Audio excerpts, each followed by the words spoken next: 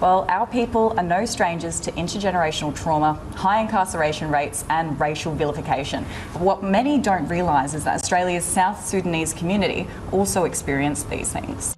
On July 16 this year, a 14-year-old South Sudanese boy, who we'll call John, was walking home with his friends in the Victorian suburb of Melton. He was stabbed by two young men he claims were of Caucasian backgrounds.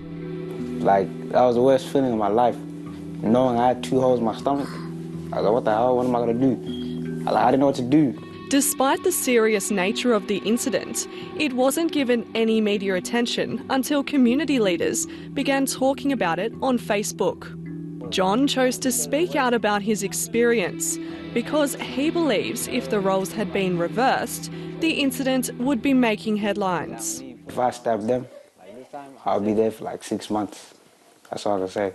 And they're carrying weapons, you know, I wasn't carrying a weapon. If I get caught carrying a weapon, that's like straight charge, straight away. Leaders of the South Sudanese community in Victoria believe they're currently being subjected to racial vilification, comparable to the way Indigenous people have been treated in the past. It's very similar because there's some of the cases where the Aboriginal kids has been attacked or killed and the murders got away with the cases. Awan says this happens in the media and in the justice system, and it's putting more of their mob in prison. There's a high number of the young South Sudanese now incarcerated in prisons, and some of them are being imprisoned for minor offences, similar to Aboriginal young people who are experiencing the same thing. So when I look at it, race is clearly playing a role in this, and it's the same thing in America as well. The African community doesn't deny that there are some youths who engage in criminal activity, just like any other community in the country.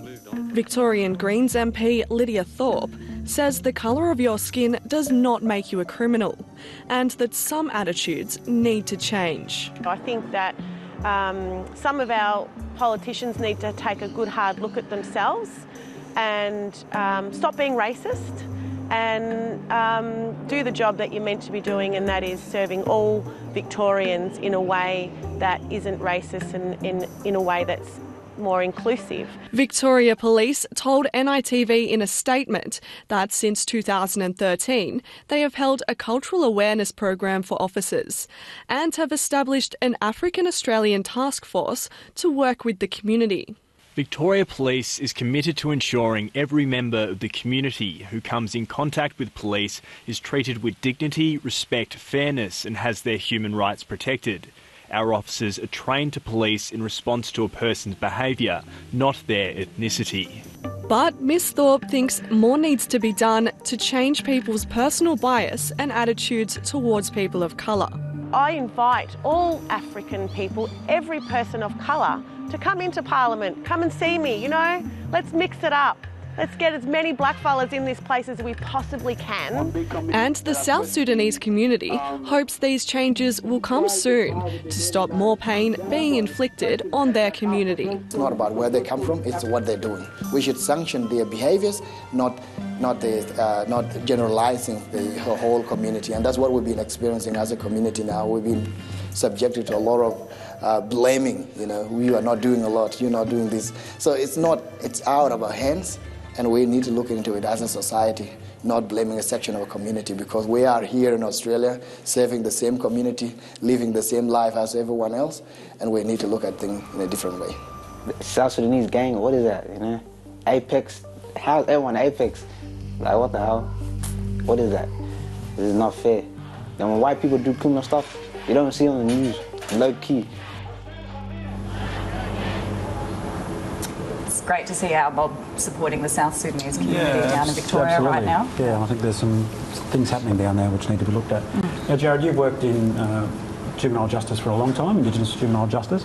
Can you see some similarities with the way that South Sudanese youth are being treated with the way that Aboriginal youth are being treated up here in the Northern Territory?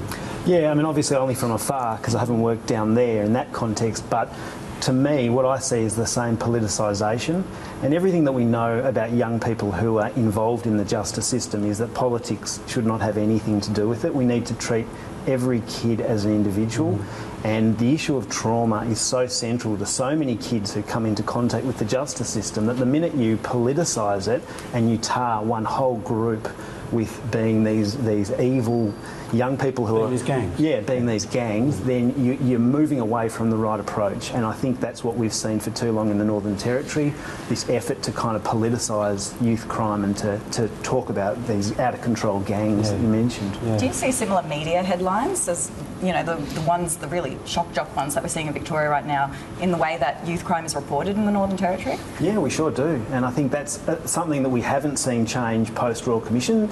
To some small degree, we're starting to see less of an effort to identify name kids, but there's still Facebook images of kids that you see in the media from time to time, and I think that's something that we really need to, you know, come back and realise that is just not in any way, shape or form how we should be doing things with kids. Yeah.